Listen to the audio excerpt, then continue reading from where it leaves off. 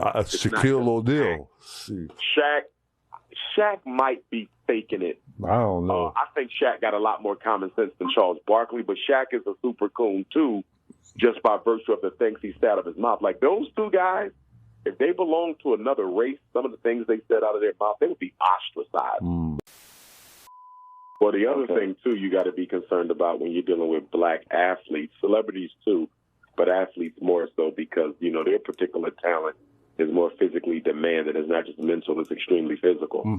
And, you know, you get so tied up in the hype of your celebrity and you get so tied up into all the money-making ventures, you know, that your status brings you, that it takes you away from the practice that made you who you are.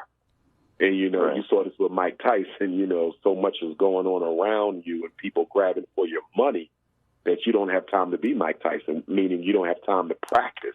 You don't have time to train. You don't have time to perfect your craft. So if you don't have an inner circle that really cares about your love for your sport or your profession, you're going to fall. And that's why as soon as Cus D'Amato passed on, Mike kind of lost it because it was Cus that kind of kept all that other stuff away so Mike could just focus on what he was. You look at Floyd Mayweather, you know, even though he's very much about the money and talking about the money, his father, I believe, you know, who was his manager, really helped keep all the distractions away, at least during the time it was necessary for him to train and box. You know, so you need somebody on your team who cares enough about your love for your sport that they can keep all that other stuff off bay until the off season. And unfortunately for a lot of our folks, they're not used to having money, so they're not used to being able to manage or balance the demands of building that economic empire with the demands and the physical obligations of staying in shape and remaining at the top of your craft. Michael Jordan, you know, is somebody who I think probably done. Kobe Bryant is another. They were able to do an excellent job of managing the economic with the physical. You know, Mike and Kobe, although they definitely are not two of the most loyal Africans, so they don't go on that list. I'm not mentioning them because they were loyal.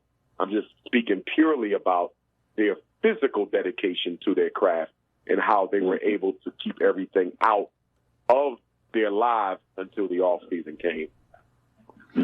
Yeah, I think that just like the female tennis player, she had to take a break, a mental break.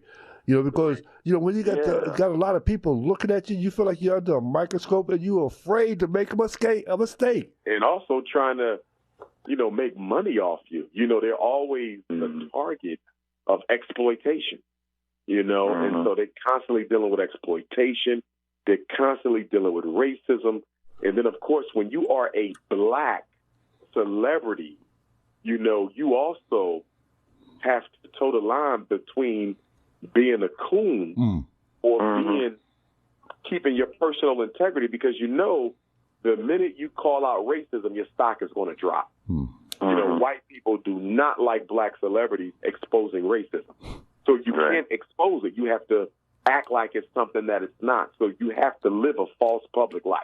There's no black celebrity from LeBron James on down who doesn't live a false public life. They're not really allowed to say the things that they want to say because they will lose the support that they get from white people. And so a lot of them bite their tongue their entire life until they retire, and then they finally let you know what they really went through, because white people are not interested in being reminded that they're racist. I haven't heard a lot of retired players. I haven't heard a lot of retired players or police tell the true story.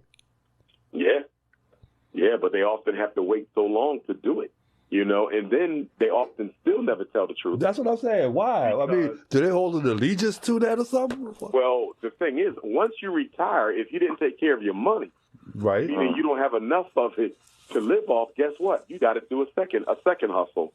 You know, now you want to be on the talk shows like a Charles Barkley, Shaquille O'Neal.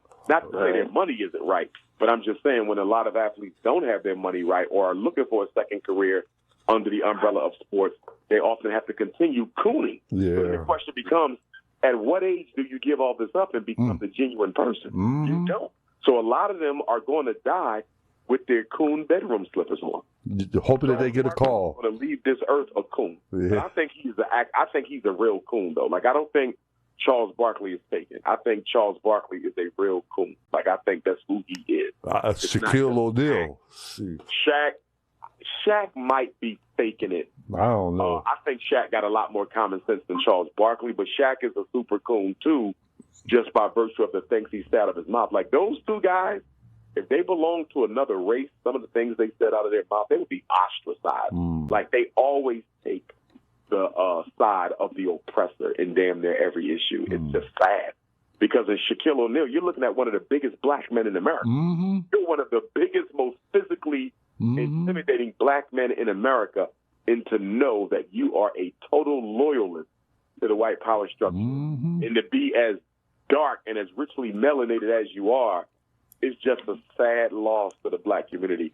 He is what I would call a psychological casualty. We have a lot of psychological casualties. African people walking around in an African body, but whose minds have been destroyed by the white power structure. He's a psychological casualty. Barack, Michelle, Colin Powell, Clarence Thomas. We have a lot of psychological casualties, and there's going to be more because in this war, one of the biggest parts of the war is the war of propaganda. And misinformation. We've been winning that war against black people for a long time because we don't control our own propaganda system. We do not have a black news network in the fullest sense of the word that is not funded by blacks, that is not funded by non-Africans. We don't have that. If something goes wrong today in Africa, we have to turn to the news controlled by another race to know what happened. How did we hear about Hurricane Katrina? CNN. How did we hear about Michael Brown and Freddie Gray? The white man's news. We do not have a global African news network. That is dangerous.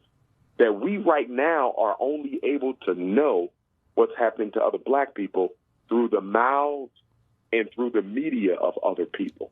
And that's why I go back to my Garvey, when Garvey said, you got to be prepared. And black people are not prepared. Like, we are not prepared to defend ourselves. We're not prepared if they shut down all these supermarkets that are also owned by non-Africans. We're not prepared if the water becomes undrinkable. We're not prepared for anything. And we're not even thinking about being prepared because the last thing on black people's priority list is being concerned about what happened to black people.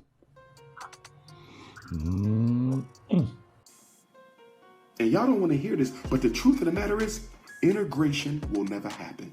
I know you don't want to hear that because you love white folks. I know you don't want me to hear that. I know you don't want to hear it. It's not going to happen. Integration ain't going to happen.